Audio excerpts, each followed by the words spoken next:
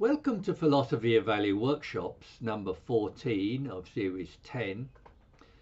The question for today is, how do we know that mind or consciousness has been overlooked and neglected? Reading from one of my works, The Pursuit of Value, chapter 1, section 3. Today we are discussing how we know that mind or consciousness has been overlooked and neglected. And we are discussing the facts and circumstances of that neglect, not its explanation. Yet next week we will discuss the question of why and how consciousness has been overlooked. To do this, we'll be looking at some error theories provided by phenomenologists, projection theorists of Feuerbach and John Locke, as well as analytic philosophers like Gilbert, Ryle and Tenet. We'll also be looking at structural impediments to apprehending consciousness like regression, attenuated consciousness, non-referentiality and immersion. But this week we'll focus on the fact of the neglect of mind. Now, the neglect of consciousness is a serious problem because consciousness represents human subjectivity, and it is in the realm of subjectivity that issues of ethics, aesthetics, meaning and purpose are posed. Understanding consciousness and subjectivity is key to many issues such as free will, human action, mind, value, perception and even science. Kant's Copernican revolution, for example, shows how mind enters into and influences the processes of perception. Kant poses 12 categories of thought that enter into and frame our thinking and our perception. And in quantum mechanics, we find that a conscious observer can change quantum events. Yet my interest in consciousness is instead about understanding what we are. And we are then able to ask, what can we do with the phenomenon of consciousness? I answer in terms of value, a will to value, and a sufficiency of value. But both value and consciousness have been widely neglected and misunderstood. Much understanding has come about from the wide misuse of the word consciousness. It is often mistaken, for example, to be definable as just a cognitive or a moral capacity. In order to be more specific, Heidegger and Sartre use the terms Dasein and being for itself, respectively, instead of consciousness. But how could have mind or consciousness been overlooked and neglected? This is unexpected because we are ourselves conscious beings. So how could we overlook our most significant feature? To illustrate this oversight, we can see that many other obvious things have also been overlooked. 3 examples in the material world are gravity, geometric perspective, and air or water. The existence of air, for instance, seems so obvious, like consciousness. Even in the ancient world, people felt wind on their faces and saw birds in flight. But they didn't ask, what is this invisible stuff, except for animists who attributed it with spirit. The existence of air was only recognized by Empedocles with an inverted cup in water, and he asked, why doesn't water go into the inverted cup? Air and consciousness are like water to fish, unaware of the medium they swim in. A similar discovery was made by Archimedes. Everyone knows that water rises when you sit in the bath. But with Archimedes' idea of volume, he saw that the volume of displaced water equaled the body within it. It's significant that some key idea was needed in order to achieve that insight. The idea was volume, without which the discovery would not have been made. The discovery of consciousness similarly requires certain concepts, including the concept of consciousness itself. I will outline the surprisingly recent history of the idea of consciousness shortly.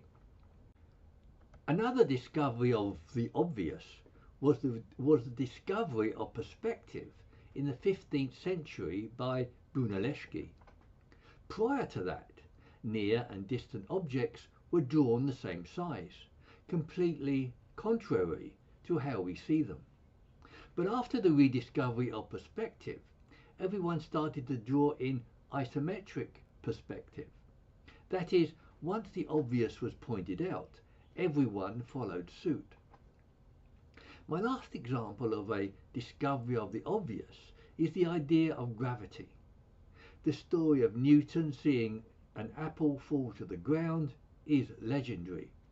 But apples have been falling to the ground before the beginning of mankind. But Aristotle, one of the most intelligent people to have ever lived, defined things in terms of purpose, and it was in part of the purpose of things, like stones, to bury themselves further into the ground. The rejection of definition by purpose and a new relation between objects led to the idea of gravity. But Newton also believed that the Earth was only 6,000 years old. These beliefs demonstrate their power to influence our perceptions of things. Yet religion provides us with a number of paradigm examples, including a neglect of consciousness. In ancient times and in religion, mind or consciousness was understood as a soul or spirit. This is a metaphorical and inexplicit way of understanding consciousness. In an even more basic way, body language was used in Hebrew and Greek to represent the soul or spirit.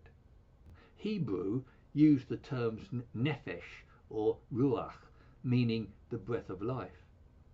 The ancient Greek words pneuma and psyche similarly translate as the breath of life. Another interesting ambiguity is the omission of the verb to be and the phrase I am or eya in ancient Hebrew. So the use of I am can refer to one's existence, alluding also to one's consciousness. So Jesus' words, I am the way, the truth, and the life, are open to another, perhaps facetious interpretation. That is, the words Ani haderech, Ani ha'emet, l'chaim. That is, I am is the way, the truth, and the life, instead of I am the way, the truth, and the life, where the phrase I am could represent the absent concept of consciousness, which reads, consciousness is the way, the truth, and the life. But this is only a speculative illustration on my part.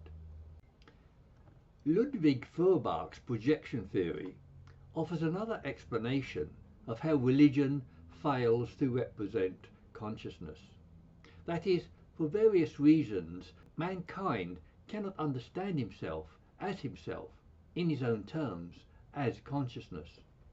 So on Feuerbach's account, mankind projects himself outside of himself as another being in the form of God.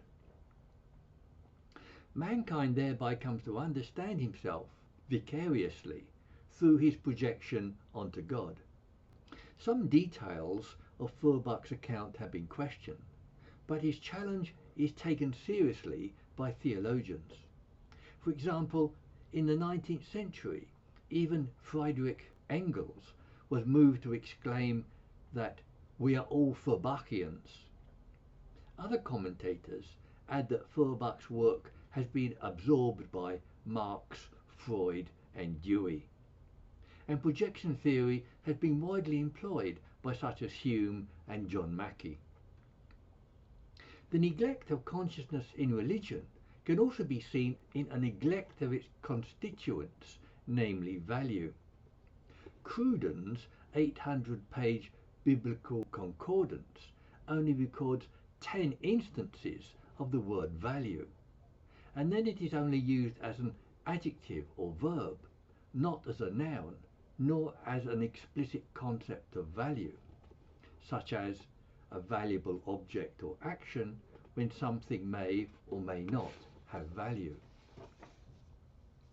In my view, explicit understanding of mental states, like value or purpose, undermines the religious worldview.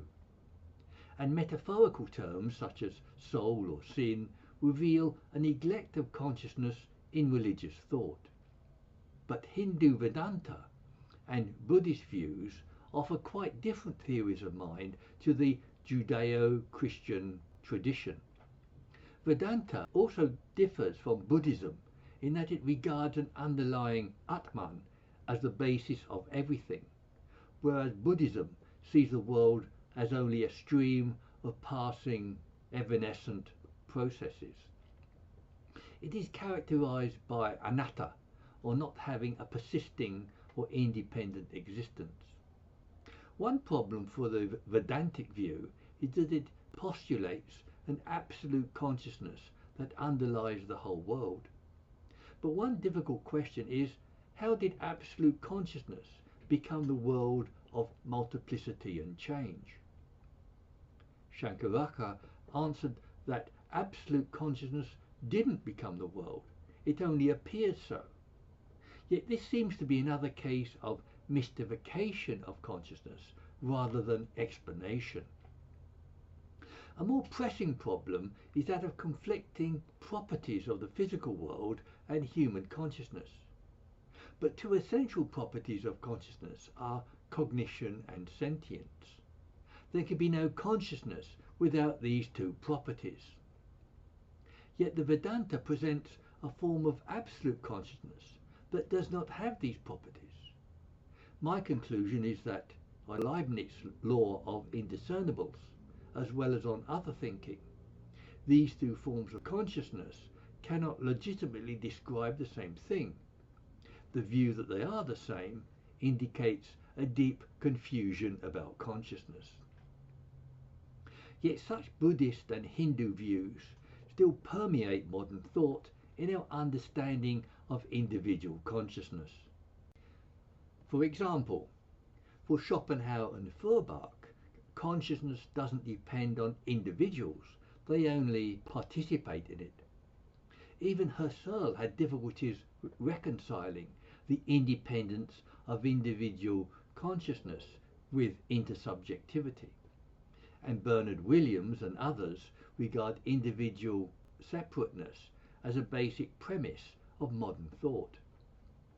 And at least these two problems of an underlying consciousness that cannot be conscious and the fundamental divisibility of consciousness into individuals separate from the world indicate a religious view that has not got to grips with the phenomenon of consciousness.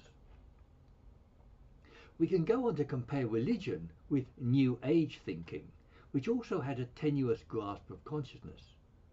For example, David Hawkins, PhD, offers a map of consciousness levels that reveals erroneous understanding.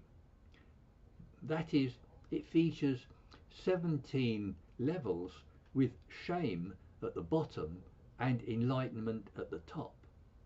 But against Hawkins' scale, shame is also enabled by higher levels of consciousness, and his scale ascends through other levels like guilt, grief, desire, love, and peace. But these qualities are morally desirable or undesirable qualities rather than levels of consciousness. So his lower levels are presented as bad and his higher levels are presented as good. But this hierarchy fallaciously attributes moral qualities to natural features of consciousness. And it is also contrary to a natural account of graduation of consciousness in the animal and human world. Ancient Greek thought might be assumed not to be subject to this neglect, but this isn't the case. Reviewing a number of articles on Aristotle's philosophy of mind, the researcher W.F.D. Hardy found that Aristotle had no concept of consciousness, or not one corresponding closely to ours, unquote. And similar to religious thought, a neglect of consciousness in Greek thought is reflected in its neglect of value that is a constituent of consciousness, as I have discussed elsewhere. Elizabeth Anscombe and Alistair MacIntyre also find such a neglect of moral value in Aristotle. Aristotle, for example, neglects the Kantian moral features of goodwill and the value of people as ends in themselves, and neither the fact value or the is ought distinctions were familiar in ancient Greece. Aristotle also mistakenly defined objects by attributing purpose, which is a value predicate. We saw the earlier example of the purpose of a stone to bury itself deeper into the ground. Yet Hilary Putnam agrees with Hardy, Anscombe and MacIntyre on the late discovery of mind. He said that what we call the mind is really a fairly late construction, in fact no earlier than Descartes, and that Aristotle's explanation of the mind, or psyche, is of the whole organised living human body that includes digestion and reproduction. This is a very different conception of mind from the modern one. Yet the evidence shows that this neglect of consciousness has continued into the modern world. It can be seen in the false attribution of phenomenal consciousness to AI. And some people believe that they can be immortal by making clones of themselves. Yet even Karl Marx's notion of false consciousness makes consciousness synonymous with a kind of knowledge. But more technically, Barry Dayton reveals this neglect of consciousness with his concept of the phenomenal self. He does this with the idea of teleportation, where people are changed into data and teleported somewhere. They are reconstructed exactly as before, down to every neuron and memory. They believe themselves to be the same person as before, that is, the psychological self. But Dayton considers the view that teleportation is a form of suicide, and the neglect of the phenomenal self is equivalent to the neglect of consciousness. Yet demonstrating an absence or neglect is more difficult than a demonstration of a presence of something. And what we are trying to do here is to demonstrate a neglect or an absence of something. And demonstrating an absence of consciousness is more difficult than demonstrating its presence. Yet numerous thinkers can nevertheless be quoted in support of the view that consciousness has been neglected. John Searle, for example, tells us that the study of consciousness has been widely thought of as eccentric. And he also expresses this concern in the title of his book, The Rediscovery of Mind. Edmund Husserl also stated that what we lack above all is a certain general insight into the essence of consciousness in general. And David Chalmers says that we are entirely in the dark about how consciousness fits into the natural order. And Bernard Williams also talks about a pervasive obscurity in our idea of consciousness. My favourite quotation is Stuart Sutherland's entry in the International Dictionary of Psychology. I quote, "Consciousness is a fascinating but elusive phenomenon. It is impossible to specify what it is, what it does, or why it evolved. Nothing worth reading has been written on it." Of course I disagree and refute this claim by writing substantively about consciousness. And deniers of consciousness like Richard Rorty, Daniel Dennett and Sutherland make another kind of omission. That is, I want to use their arguments to show how easily consciousness is overlooked rather than dismissed. But I don't find their explanations of misperceptions of mind compelling enough to use them. Yet other empirical evidence can be cited to establish that consciousness has indeed been neglected. Nicholas Humphrey informs us that, in Latin, the verb conscire, conscious, means to share knowledge. In the Middle Ages, private conscious knowledge was differentiated from moral conscience. In French, conscience still means both consciousness and conscience, and to lose consciousness is to perdre connaissance, or to lose knowledge. So the word consciousness is still ambiguous in Latin and French. Thomas Natzulus tells us that the word consciousness first appeared in print in 1681 with John Locke. The word conscious appeared in 1601 when Ben Jonson ridiculed its use to describe objects. And in the 1640s, Descartes was defining thought in terms of something of which we are conscious. These accounts reveal a long-standing neglect of the idea of consciousness, not its discovery. With regard to psychology, psychology, as an explicit study of mind, is only 150 years old. Personal development in using the word I also indicates an obfuscation of self-consciousness. George Herbert Mead showed how children usually learn to use the concepts of I and me after 2 years old. This development is reflected in modern folklore in Star Trek's android Data. Like Mead's infants, Data had difficulty using the word I. And executive capacities of consciousness, like personal identity, are particularly susceptible to neglect and loss. The neglect of personal identity is illustrated by misunderstandings of consciousness in computers and cloning. We saw another example of misunderstanding last week in Dayton's concept of phenomenal self. We have also earlier noted the neglect of the capacities of consciousness as its constituents, such as value.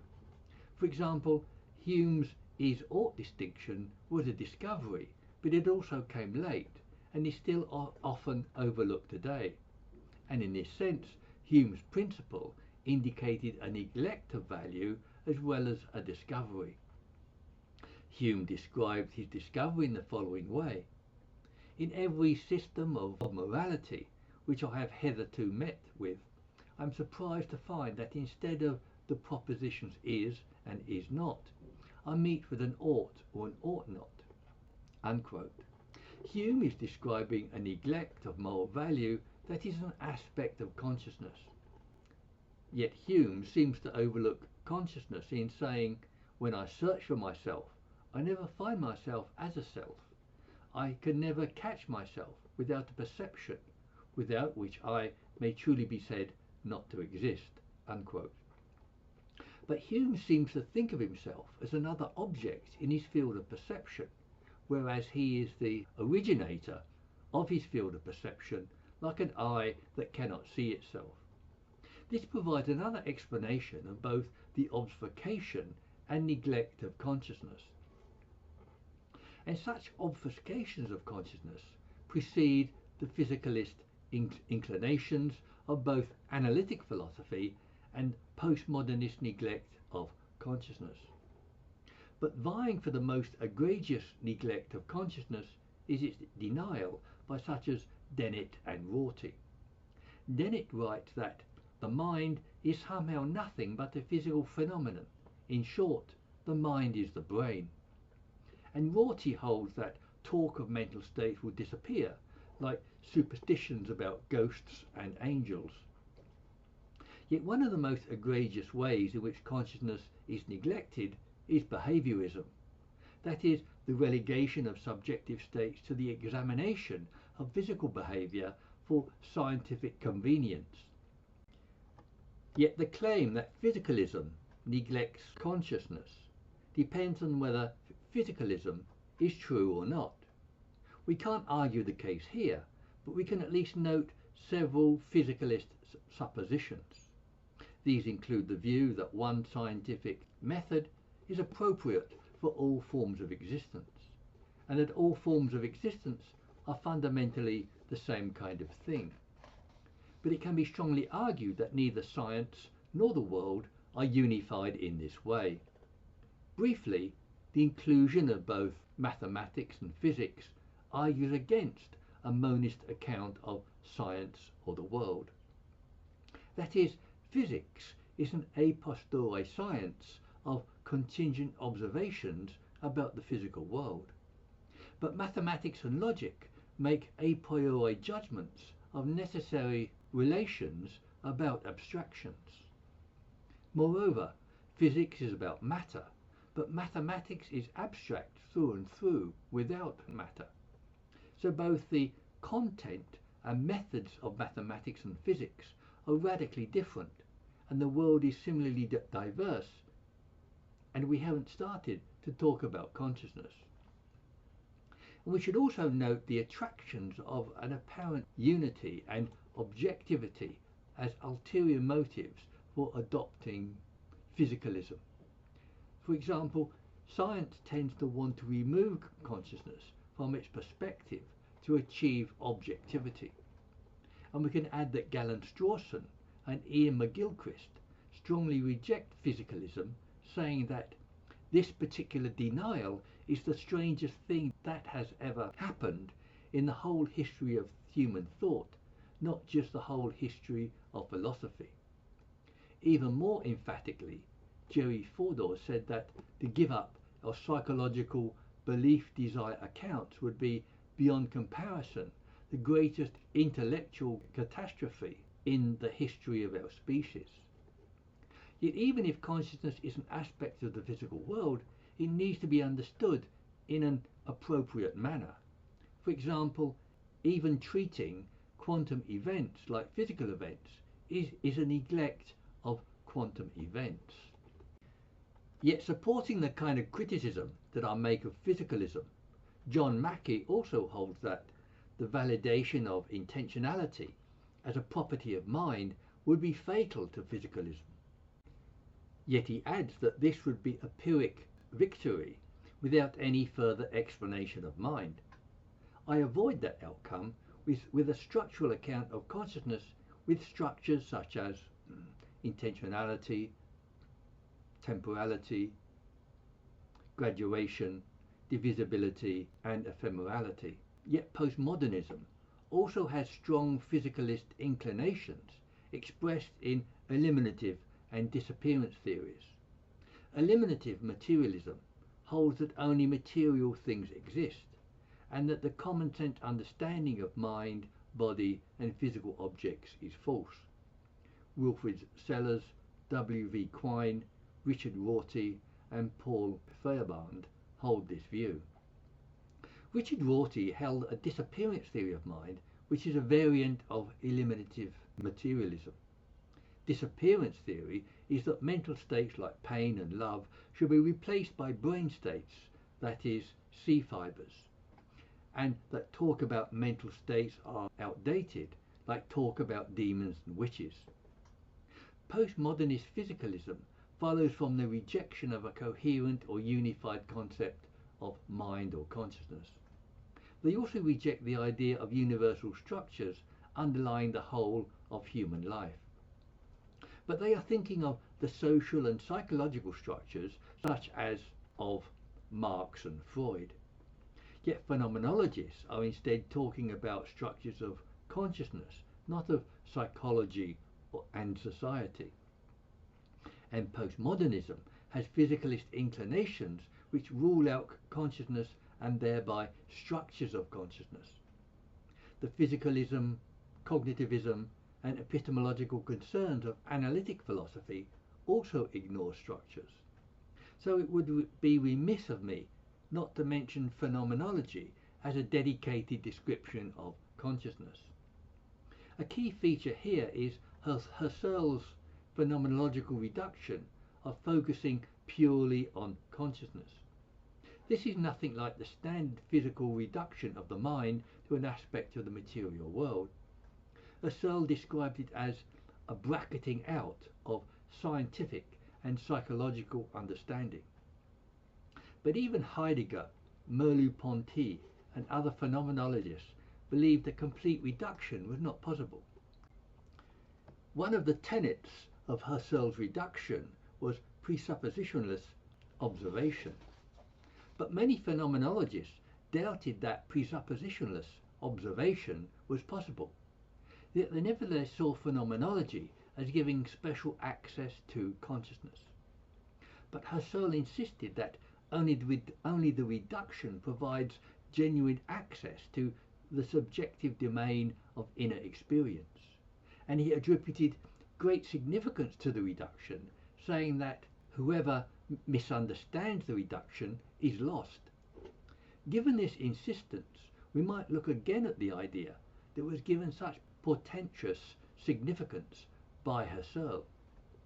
Others like Dan Zahavi and Joel Smith also believed that we should look again at the reduction. I think that the reduction can be reinterpreted as an awareness of the significance and neglect of consciousness. Yet this ambiguity and dissent, even within phenomenology, indicates an obscurity surrounding consciousness. There are a lot of other views that we could have mentioned that indicate a neglect of consciousness. These include developmental psychology and evolutionary development accounts such as of Julian Jaynes.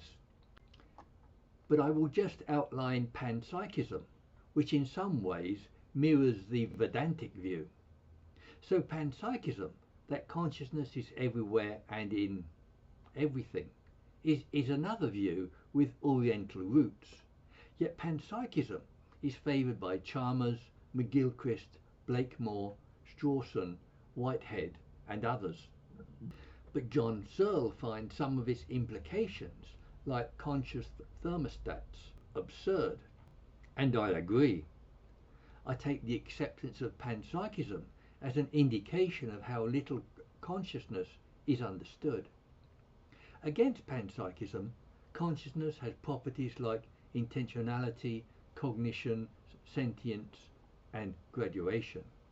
But these properties patently do not exist in everything and aren't everywhere in the world, except of course on a redefinition of consciousness that is nevertheless contradictory.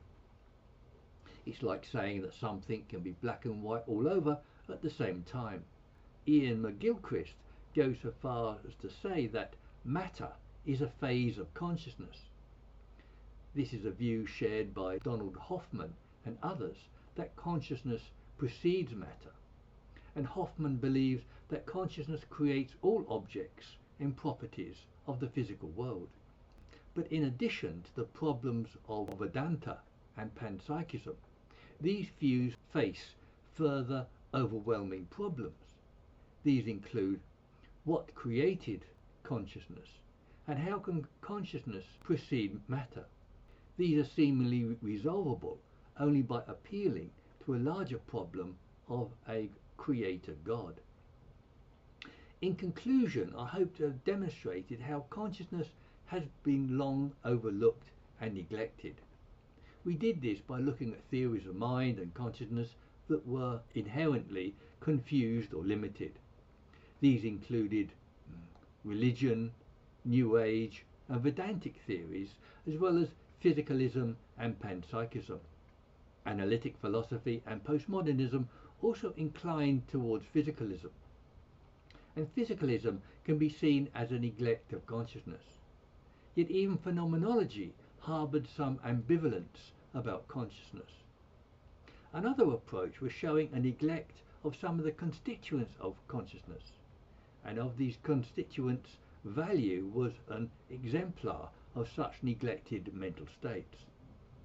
We also saw a neglect of value in religion, ancient Greek and modern thought, and that this was even indicated by Hume's late discovery of the is-ought distinction. But what we have not explained is why this most obvious phenomenon of consciousness has been neglected. This is what we will do next week with various error theories of consciousness. These include not only cultural, genetic, psychological and linguistic reasons for this neglect, but more interestingly, reasons that arise from the character of consciousness itself. These are features like regression, immersion and singular reference. So let me have your comments and criticisms at the meeting or on websites like Zoom or meetup.com.